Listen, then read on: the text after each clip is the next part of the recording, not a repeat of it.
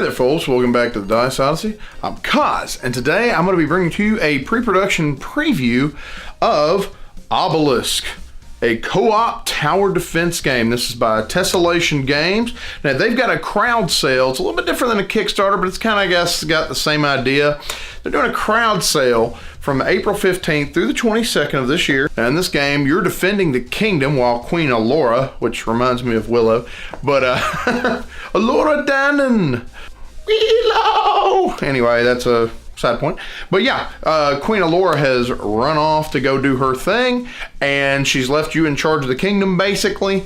And all of a sudden, stone demons are coming out of the woodwork, and they're trying to destroy the kingdom, and they're, marching along the path. Your job is to capture all the demons before they escape to prove your worth to the queen. I'm going to give you just a quick brief overview of how it plays, and then I'm going to get back with my final thoughts. In Obelisk, your basic objective is to stop all the stone demons from reaching their goal, which is either walking off the map into an empty space somewhere on the board or into a mountain if you're using the different setup rules. Also, another way that you can lose is if they walk upon the same tile more than once. These are the base setup rules in the game. There are alternative rules if you want to add more spice to your game. Is the Scrolls expansion, which adds a bunch of different kinds of upgrade tiles to the game, which changes the game up in the alternate rules.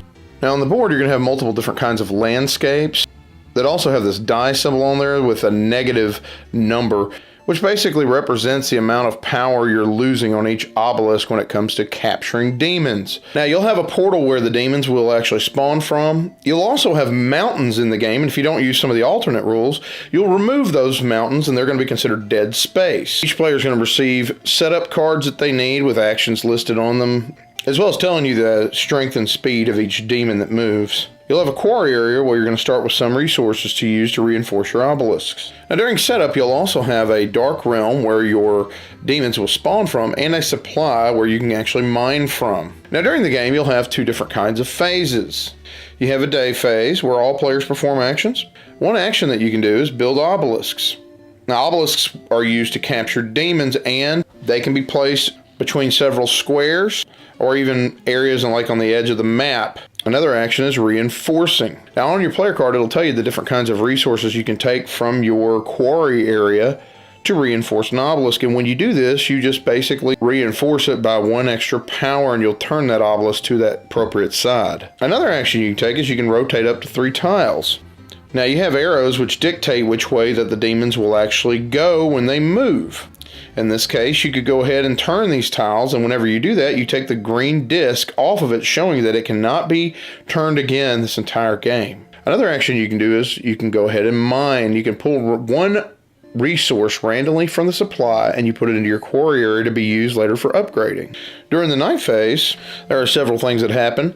For one thing, obelisks can capture demons at any point during the night phase, so whether they've already moved or if they've just stayed still, it doesn't matter. You can put them on there, and when you do that, you're going to place that one demon on the obelisk, and now that obelisk can no longer capture any until the next round. Now you also have the demons move. Now, the demons all require at least a certain amount of power on the obelisk to capture them. For example, the green demons would move the fastest. They can move 4 areas, but they require only the power of 1 on an obelisk to capture them. The yellow move 3, but they require the power of a 3 obelisk to capture them. The blue move 2, so they're the slowest, but they require a power of 5 on an obelisk to capture them. Now don't forget, different kinds of terrains can reduce the amount of power an obelisk has in capturing a demon. You'll have to build your obelisks accordingly and carefully. After the demons have moved, you go ahead and spawn new demons at the portal. After that, you move those spawned demons into the area. Once this has happened, you do the cleanup, and all the captured demons are now moved to the quarry for use later in upgrading, reinforcing your obelisks. And in general, that's pretty much how you play Obelisk. Your main goal is to capture all the stone demons. If you can do this, you have now won as a group. Now let's get back to my final thoughts. Now, tower defense games are one of my favorite genres. I don't care if it's video games on the iPad or what have you, or in board game form. I naturally have an inclination to like them if they're done well. And I thought this one was done pretty well. Now, this is going to be a little bit more of a simpler based game, but the cool thing is there are alternative rules in the game to make it a little bit more complex, add some variability in. Now, I had fun with this one, particularly because it brought the tower defense game back down to its basic elements. You've just got a path that you've got to deal with, and the stone demons are walking along that path, and you've got to deal with those, you know, and you've got to use strategy and tactics, a hefty amount of them, to really deal with them. And I like the idea that you can forge the path how you want. Now, granted, when you lay it out there, it's laid out there, but you can actually turn the path and make the demons go in the direction you want towards the obelisks that you want, right? I like the idea of upgrading your obelisks. See, again, in any game, I like the idea of progression and getting cooler and getting better, you know. And I like the idea that whenever you capture demons, you're able to use them to upgrade your obelisks. Some people might say that the blue demons are the ones they hate the most because they require the most power to take down. Personally, I hate the yellow ones because they, you know, like the green demons, you only need that 1 pip, but you need a 3 pip tower, or a 3 power tower, rhymes, to capture those yellow demons. So you got to upgrade at least twice. And yet they still move faster than the blue. And so for me, I feel like they're a slightly bigger threat, because by the time the blue gets some of your towers, you might have upgraded them by then. But the yellow ones are moving so fast compared to the blue that, you know, you might miss them and it's going to take you longer to catch them. That was just my experience with it over the multiple games that I had, and we really enjoyed it. I mean, overall, it's fun, it's quick and easy, and I like that because it is quick and easy.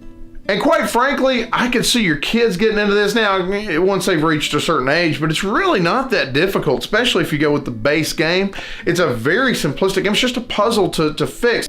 It is quite abstract, so keep that in mind. The theme is just, it could have been anything, right? It's really just a thing that's kind of slapped on there. I didn't feel at all like I was capturing demons in some, you know, mystical kingdom.